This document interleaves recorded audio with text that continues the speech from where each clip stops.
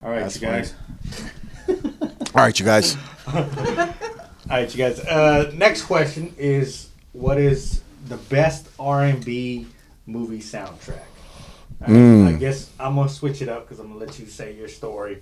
I want to say Soul Food had a decent soundtrack. Oh yeah, definitely. The movie Soul Food had a decent soundtrack. And I want to say Whitney was in that shit too. Yeah. So yeah, there was a lot of good songs. Normally, when you're watching the movie, you're like, "Oh shit, that's a banger song." So I want to say Soul Food had a decent soundtrack. I'll let you go first. Wait, what was on Soul Food? A lot of Boys to Men. Yeah. See, I can't remember. I can't remember all it was.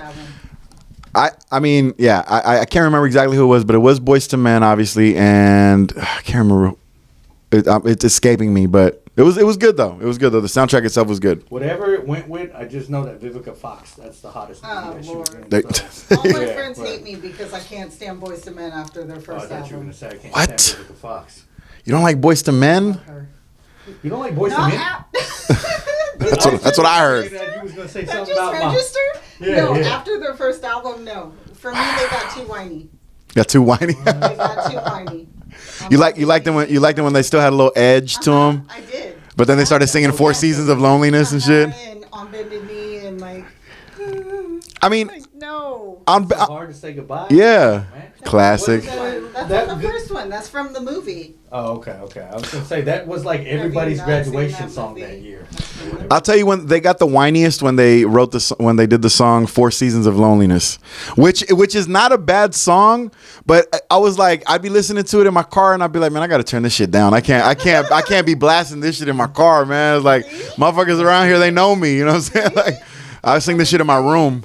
So Soundtrack. for me, Boys to Men. Boys to Men. Soul Food. Some food. No, y'all. God damn you, Boys to Men. You guys are fucking me up. No. What were we just talking about? Soundtracks. Boys The in the movie. Hood. Boys in the Hood. There we go. There we go. And Tony. I brought it up because they sang which song? Just me and you. Just me. And where in the movie was that song? That's when, what's her name and Dude We're Gonna Have Sex. Cuba Gooding Jr. Yeah. When he came home, I tell people that's when he came home and they pulled him over and was fucking with him. He started swinging in the air and breaking down. Yeah, and yeah. shit. And then where I tell dudes, I tell my own sons, I'm like, if you really want to get laid, man, just get emotional and Get emotional, bro. Yeah. crying about it. Seriously. Yeah. You know, the way your dad treated you growing up. And a woman Telling like, you, bro. I'll make it all. Even if he treated you well, you know, just I lie. can make it better. You know how many times I've lied about my dad just to get some ass? You know what I'm saying? Every girl I've ever had sex with thinks my dad is a fucking piece of shit. But we can help you through. So, what was your story from Tennessee? Oh, well, so when that movie came out, weirdly enough, I was 16 and I was in Tennessee and my aunt took me to see it and Your auntie in Tennessee took you to go watch Boys in the Hood. I had a cool as fuck. That's a cool ass And aunt. actually, she's still cool as fuck because she is still alive. Nice. God bless. But yes, going to Tennessee and it was pretty interesting to see. The interesting thing for me was it was on opening night and it was absolutely fucking packed. Wow. Like you couldn't get a seat in there. And for me, being from California, I'm just like, okay, I'm watching this and this is like what I lived through. Like Right. this is my Was- I don't know, I get kind of like that's my stuff. Like Right. that's where we're from. Yeah. I think it's awesome that he's showing the world what LA is like. Yeah. Oakland is like that too. Was that his Hayward. first movie? That was his first. Yes. John Was it his first one? Okay. That was. Yeah. Yeah. John Singleton's first. It's a classic. Yes. Yeah. Okay. Yeah. Yeah. I- And he's no longer alive. Right. But yes, it is a complete classic. I had to tell my son the other day because he bought his Yankees hat or whatever. Uh-huh. And not because he wanted to look like Dad, just he didn't think he was Jay-Z or somebody, right? But he bought his Yankees hat and he had his little curls coming out and shit. And I was all, you should get a Jerry curl. You feel me? And a Detroit Tigers hat. Yeah. You should get a Detroit Tigers hat. Dope boy. Yeah. And he goes, what's a Jerry curl? Right. Bruh. Following it up by, like on Boys in the Hood. Yeah, yeah. Oh, never seen that movie. Oh man. Yeah, you can tell I don't have primary custody. So yeah, I was like, Doughboy, come on, man. He don't. But you know what though, man? It was like he was born in like what 2000 something. Four. Come on, there's no fucking way he's gonna know what Boys in the Hood. The movie came out what? God, what Yeah. has been going on in 2004? Yeah. There's no way. It's like if somebody. I know what a jet It's like if somebody came up to you and said, "Oh, you ain't never seen Gone with the Wind? God damn, man, you tripping, man." You trip? You ain't never seen Clark Gable? Clark. Oh, that motherfucker was a G right there, but come on, there's no way, man. I don't expect to watch that. The only time I've been in a movie theater that was that packed is when we went and saw Fast and Furious, the original one. Really? That's fucking hilarious. I wish they would have made more Boys in the Hoods and less Fast and Furious. They should have done Boys in the Hood. They should have split that shit down the middle. I'd watch Boys in the Hood Part 6. I don't give a fuck, you know? All right, Rudy. So what's your soundtrack? Best R&B soundtrack to me comes with probably the definitive R&B song maybe of the 90s. I Will Always Love You by Whitney Houston, The Bodyguard. Nice. That soundtrack was sultry for sultry's sake.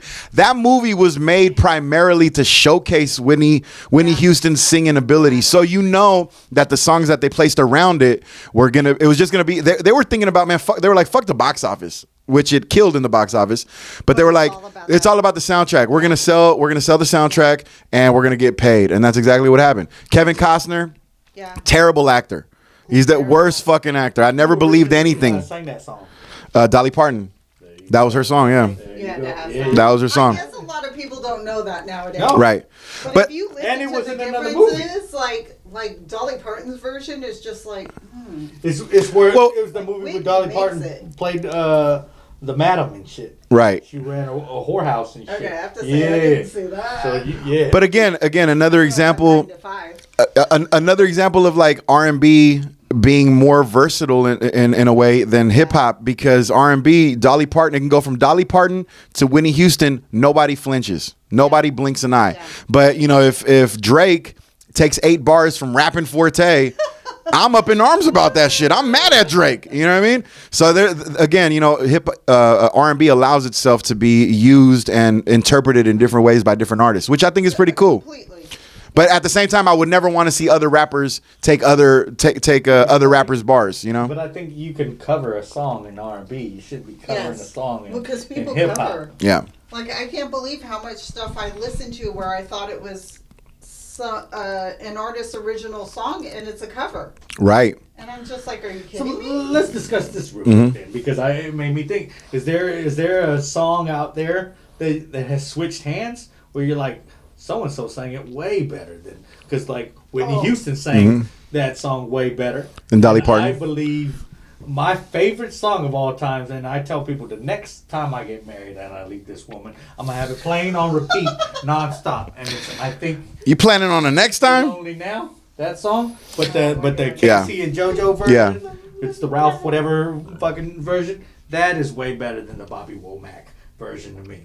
And Bobby Womack is a hitter, but I would rather have that shit playing in the background when I leave out. I'm like, bye, bitch. Right. You think you like me? I'll give you one. This one to me, like, man, when I was like 16, 17 years old, me and all my boys, and I don't give a fuck, me and my boys, we used to get drunk and listen to R&B. That's what the fuck we did. We used to call it slow jam sessions, and we would fucking be singing. We'd be like 18, 19 years old. We still do it to this day. We would listen to DRS. Bro, no, we were listening. Yeah, like that type of shit. But that's what it would start off with hip hop, but we knew it was gonna end up at R&B, and we didn't give a fuck. You know what I'm saying? And our go-to song, like the song where everybody knew that we need to meet up in the living room and sing this shit together. That was also, you know, it was an original song, but modernized later on. Aaliyah and the Isley Brothers both sang "Let Me Know." Let me know, let me know. So who's the better? I like the Aaliyah version better. But see, again, it's because I was raised on that. You know what I mean? That's the I just thing. think it's a better version. Yeah. So, Well, so I have a funny one that I grew up on is in the 90s, Barry White had an album and he came out with Volare, Right. which is an Italian song. Well, there you I go. never knew it. Yeah. Until I listened to that album, and then you hear the original, and I'm like, it sounds pretty corny. Like, Right. White made it sound Made it cool. good. For you though, for our taste, you know, because in American culture, Barry White was a guy like Barry White at the time was the standard of what cool sounded like. Yeah. But in Italy, they're probably listening to Barry White like, hey, what the fuck is this? This is a bullshit. Yeah. You know what I'm saying? Fucking Mario Brothers out there just fucking jumping through pipes, Yes. angry. Yeah. Hey, by the way, I got to clarify this because in case somebody hears this and puts it in the comments, the song isn't called "Let Me Know." It's called "You Are Loved." At your best, you are loved. But we all, yeah. Me know, let me know, Yeah. and that was a jam right there. Before Dame and Dash, she was probably getting her ass peed on by R. She probably was. She probably was. You know what I mean? R. Kelly was. He did. The hate comments come for that. I mean, he was. You know, I think we all pretty much kind of came to that conclusion. He was fucking with her when she was 15. Yeah. Did he married her? Yes, he did. I think he was fucking They her gotta when she know. was 40. He married her. They gotta know. You feel me? So it's like, you know, that's Elvis did the same Like, shit. she was- yes, he did. Mhm. Yeah, yeah. But there's Music Soul Child has a song too that I actually listen to all the time. And I just heard the original, and I can't remember if it's Minnie Riperton or someone else, but I was just like, holy shit. Like, I didn't know that was a remake. Yeah. It was another one like that. And to be honest with you, again, you know, with R&B, I really don't mind that. As a matter of fact, one of my favorite things to do is to go on YouTube and listen to cover songs of a particular song. I actually find joy in like appreciating the different approaches that people have to one song. I think Yeah. that's dope as fuck. Yeah. Just don't do it with rap.